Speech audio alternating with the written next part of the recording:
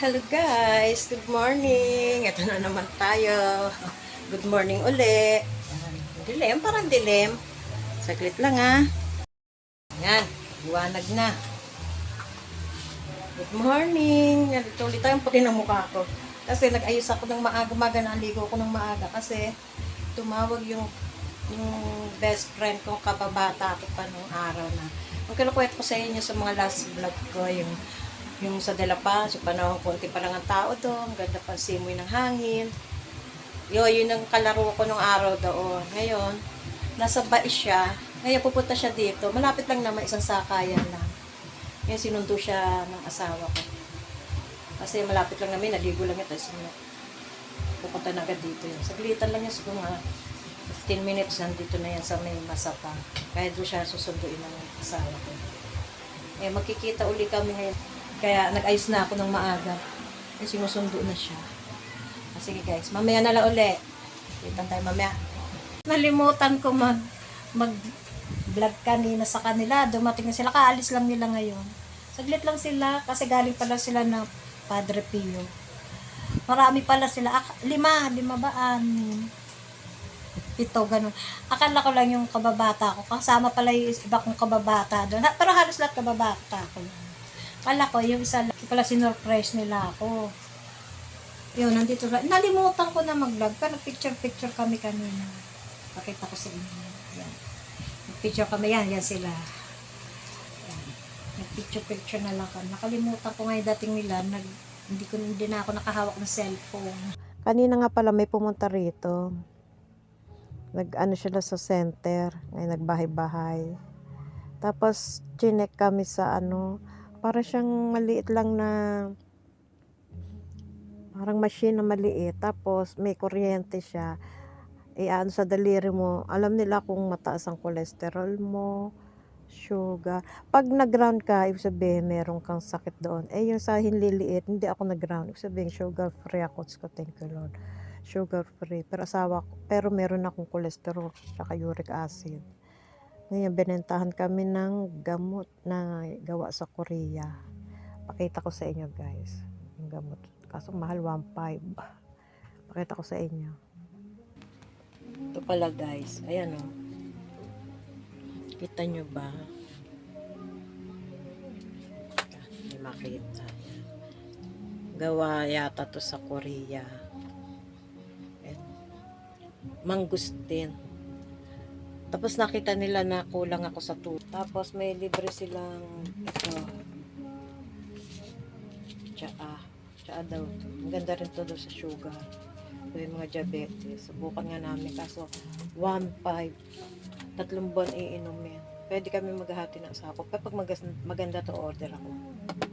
Para malay mo dito kami gumaling. Cholesterol, kasama cholesterol, tsaka uric, pero kami meron asawa ko. Pero siya may sugar, ako mababa sugar ko. Tapos may libre siyang 10 ganito.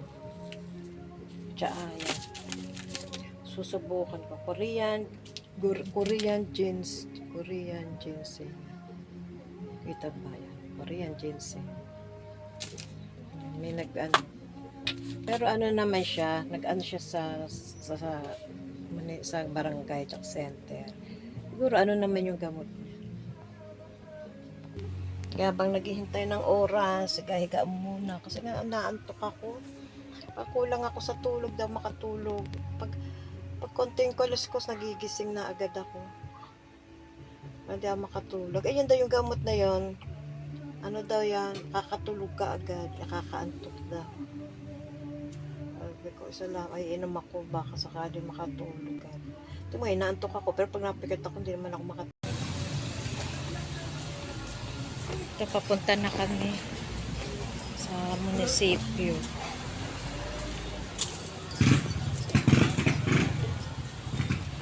Sana pwede, kahapon na kasi.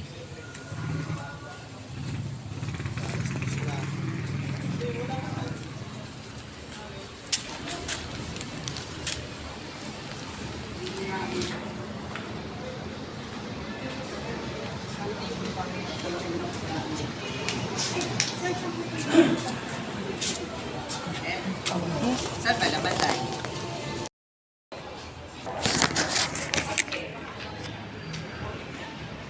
Ito na, oh. Nakuha na namin. Ang bilis lang naman eh. Kaso checkin pa namin kung okay yung mga letters niya. Okay yung mga ano niya. Teka muna, Rick. Teka, pipindot muna ako. Tapos nandito na kami sa Bae, bayan ng Bae. Kaso hindi ko alam sa ng munisipyo. Ito pala munisipyo ng Bae.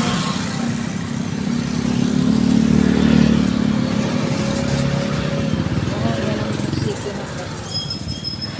Dito lang pala ng munisipyo din ng Bae.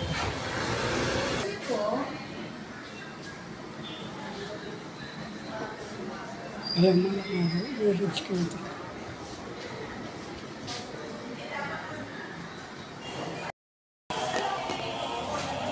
Guys, maghihintay muna kami ng ilang minuto kasi may meeting daw doon sa office na pupuntahan namin. Hintay muna kami ilang minuto. Nahiya ako mag-video doon, baka bawal. Hello guys, kararating lang namin. Mag-aalas 5 na. Kararating lang namin guys. Kasi ang hirap maglakad ng magpa-schedule ng kasal na yan. Marami, nag-init pa ang ulo ko. Maraming mga ano sa munisipyo. Hindi mo maintindihan kung anong mga dapat ipinapaliwanag nila na pag February, kasalang bayan. Tapos, kung anong schedule nyo, ganyan, kung busy, walang kasal na gano'n kasi ayaw ng anak ko nga ng kasalang bayan, gusto nila solo. Sana, pinaliwanag nila. Saan kami pinapunta? Pinapunta nga, di ba kami sa Bae? Pagpunta namin sa Bae, sa judge naman daw, pinaikot-ikot kami. Ngayon, walang judge. Ngayon, ano pa, bakit daw doon kakasal anak ko, samantalang tiga Kalawang kami. Dapat sa court ng Kalawang kami, gano'n. Hindi ko maintindihan.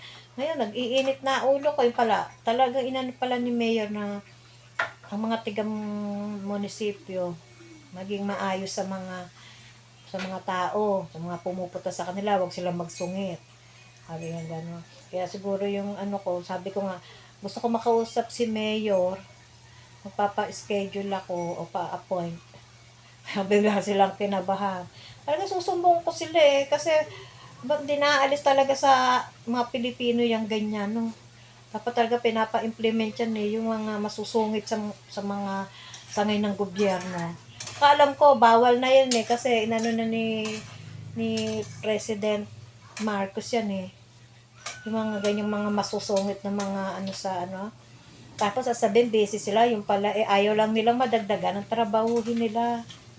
Dahil nga marami silang trabaho, ay na pa nilang dagdagan. Gusto nila, yung trabaho nila, yun na lang, hindi na madadagdagan. Ano yan, pag sinabi ganun busy sila, kahit may gusto magpakasal, o gustong pumunta doon sa, kung ano mang kukunin sa opisina nila, titigil, at baka aayawan nila kasi busy sila, marami silang ginagawa. Ano yun? Siyempre, araw-araw, may mga taong pumupunta sa munisipyo, may pupunta sa bawat ng munisipyo ang batag doon, kung saan pupunta ko sa birth certificate, yung mga ganun, sangay-sangay ng ng munisipyo. Pero araw-araw yan, may tao. Dapat yan, hindi din nila isasabihin na sila busy. Kaya nga silang tatrabaho, sinuswelduhan sila eh. Kaya sana yung mga ganyan po sa mga munisipyo ganyan, talaga inaano ng mayor yan. Pagbawal yung mga ganyan, sila pa nasusunod sa tao. Kaya nga sila sinuswelduhan eh. Kaya sila sinuswelduhan para sila magserbisyo sa tao rin, sa Pilipino. Kung alam nilang ganyan, huwag na sila magtrabaho sa munisipyo. Iba na lang pasukan nila. Doon sila sa mga private o sa mga privado. Ay, nag-ito ulo ko, makatuloy ulo ko. Ulan ng ulan. Tapos biglang aaraw. Siyempre tayo nagkakaedad na mas sensitive ng ating katawan. Kaya yon yung anak ko, baka mapauro nga kasi hindi na February, March na. Hindi pa rin ako anong schedule. Siyempre kailangan. Pag ko sa anak ko, hindi masusunod ang schedule mo. Schedule talaga ni Mayor kung kailan sila. Kung kailan. Siyempre, kung may magpapakasal na March, pagsasama-samahin kayo. Ayan. Siyempre, hindi naman lang ikaw ang iintindihin nyo. Siyempre, maraming ginagawa ang mayor. May mga meeting niya. Kaya i-schedule niya kung anong schedule nila na available na araw. No, kung may available na araw, doon sila magpapakasal. Tapos pagsasabay-sabay sila. Kung tatlong sila, tatlong pares, apat, pinakamarami yung 5 pares. So, ayun, tatawagan ko na lang yung secretary niya bukas. Hindi na nga din ako nakapag-vlog kasi lakas ng ulan. Muulan, araw, ulan. Hindi ko na kayo naisama doon sa loob ng munisipyo. Pag nag-usapan namin, hindi ko na kayo naisama. Hindi ko na nahawakan ng cellphone